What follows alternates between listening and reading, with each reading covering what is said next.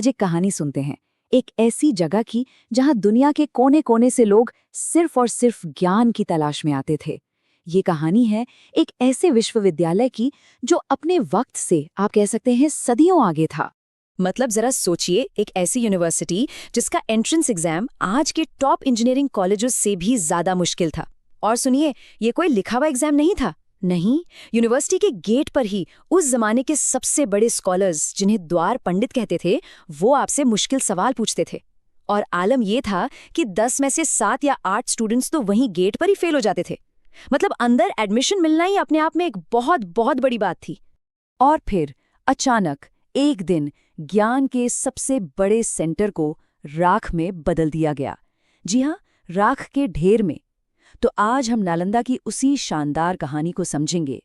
एक ऐसी कहानी जिसे जला तो दिया गया लेकिन भुलाया नहीं जा सका। तो चलिए सबसे पहले चलते हैं उस सुनहरे दौर में जब नालंदा अपने पीक पर था। ये सिर्फ कोई बिल्डिंग नहीं थी, बल्कि अपने आप में ज्ञान का एक पूरा शहर था। तो इसकी शुरुआत हुई थी 5th सेंचुरी में। गुप्त वंश के सम्राट कुमारगुप्त प्रथम ने इसकी नींव रखी थी। और अगले 700 सालों तक, सोचिए जरा, 700 सालों तक ये दुनिया में लर्निंग और रिसर्च का सबसे बड़ा सेंटर बना रहा। 7th सेंचुरी में चीन से एक फेमस ट्रैवलर आए थे, हुएनसांग। उन्होंने अपनी किताबों में लिखा है कि यहाँ का डिसिप्लिन और एजुकेशन का लेवल पूरी दुनिया में सबसे ऊंचा था। अब जरा इसके साइज का अंदाजा लगाइए। एक साथ 10,000 स्टूडेंट्स यहाँ रहते और पढ़ते थे। और इन 10,000 स्टूडेंट्स को पढ़ाने के लिए पूरे 2,000 टीचर्स थे। यानी हर 5 स्टूडेंट पर 1 टीचर। ये एक ऐसा रेशियो है जो आज भी दुनिया की बेस्ट से बेस्ट यूनिवर्सिटीज़ के लिए एक सपने जैसा है। और ऐसा नहीं है कि यहाँ सिर्फ धर्म की पढ़ाई होती थी। नहीं, बिल्कुल नहीं। ये तो मैथ्स, एस्ट्रोनॉमी, मेडिसिन, फिलॉसफी, इन जैसे सब्जेक्ट्स का एक मॉडर्न हब था। यहाँ से जो स्कॉलर्स निकले ना, उन्होंने पूरी दुनिया में जाकर ज्ञान की रोशनी फैलाई। लेकिन नालंदा की जो असली जान थी, उसका दिल, वो बसता था उसकी शानदार लाइब्रेरी में। एक ऐसी लाइब्रेरी जो सच में किसी खजाने से कम नहीं थी। पता इसका नाम क्या था? धर्मगंज, मतलब सत्य का खजाना। और ये नाम इसे बिल्कुल सूट करता था, क्योंकि यहाँ सदियों से इकट्ठा किया गया ज्ञान बिल्कुल सेफ था। ये लाइब्रेरी कोई एक बिल्डिंग नहीं थी, बल्कि 3 बड़ी-बड़ी कई मंजिला इमारतों में फैली हुई थी। नाम थे रत्न सागर, रत्नोदधि और रत्न रंजक। इनके नाम से ही इनकी शान का अंदाजा लगाइए। रत्नों का सागर, रत्नों का महासागर और रत्नों से सजा हुआ। और इन इमारतों में 90 लाख, जी हाँ आपने सही सुना, 90 लाख से ज्यादा हाथ से लिखी हुई पांडुलिपियां या मैन्युस्क्रिप्ट्स थीं। ये वो ज्ञान था जिसे लिखने में हजारों स्कॉलर्स ने अपनी पूरी जिंदगी लगा दी थी। लेकिन कहते हैं ना, जहां रोशनी होती है वहां अंधेरा भी पहुंच ही जाता है। नालंदा की कहानी में ये अंधेरा एक हमलावर के रूप में आया। देखिए, नालंदा में 2 तरह के विजिटर्स आए। एक थे 7th सेंचुरी में चीन से आए हुएनसांग। वो ज्ञान की तलाश में थे, उसे सीखना चाहते थे, दुनिया के लिए बचाना चाहते थे।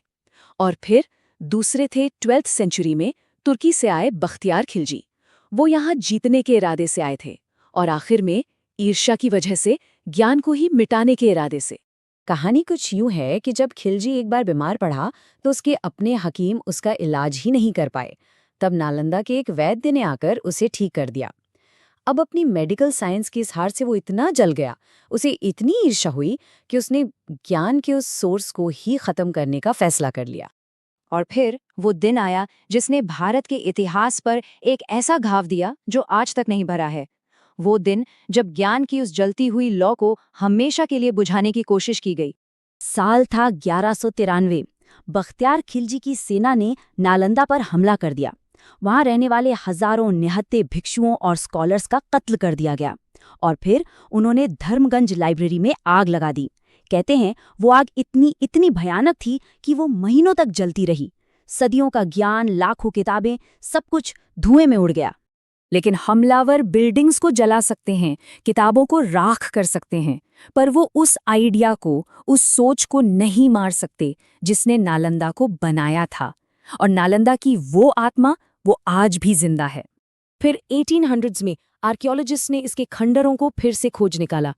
2016 में यूनेस्को ने इसे वर्ल्ड हेरिटेज साइट का दर्जा दिया और आज उसी पुरानी जमीन पर एक नया नालंदा विश्वविद्यालय उस महान विरासत को आगे बढ़ा रहा है।